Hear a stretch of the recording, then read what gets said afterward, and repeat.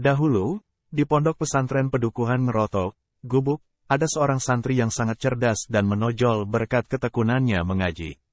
Ia bahkan lebih pandai di antara santri-santri yang lain yang belajar di pondok tersebut. Beliau adalah Khoiron atau Hoiron, pemuda asal Tingkir Salatiga, yang nyantri di pondok pesantren yang saat itu diasuh oleh Kiai Sirajuddin.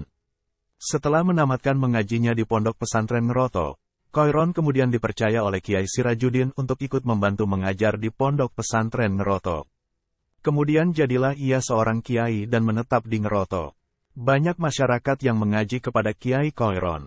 Konon, karena tubuhnya yang kecil dan pendek, banyak warga yang memanggil beliau dengan sebutan Kiai Gareng atau Mbah Gareng.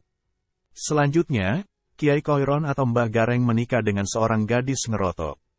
Dari pernikahannya itu, ia mempunyai 2 orang putra, bernama Asngari dan Asyari.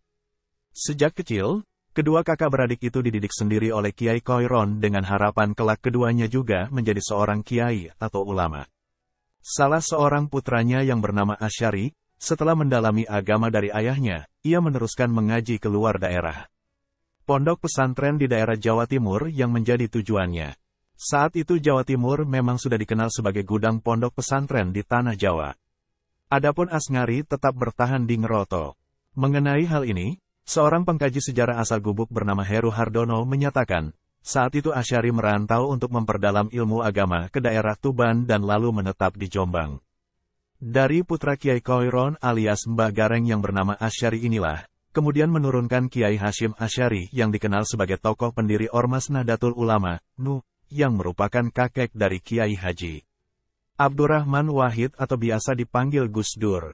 Silsilahnya berlanjut dari Kiai Hashim Asyari menurunkan Kiai Wahid Hashim yang pernah menjabat sebagai Menteri Agama RI dan selanjutnya Kiai Wahid Hashim menurunkan Kiai Haji Abdurrahman Wahid alias Gus Dur. Sedangkan Asngari, putra Kiai Khoiron yang iain, yang tetap tinggal di Ngeroto, menurunkan Baedowi, Kades Ngeroto pertama.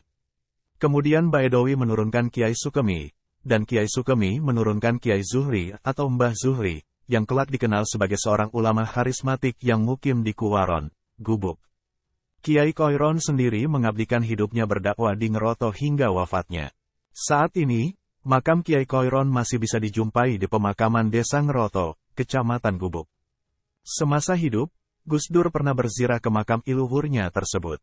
Belum lama ini, sekira akhir bulan September tahun 2019 lalu, Putri Gus Dur, Yeni Wahid juga berziarah ke makam Kiai Khoiron selepas acara pengajian akbar di alun-alun Purwodadi yang dihelat PC Muslimat Nu Grobogan.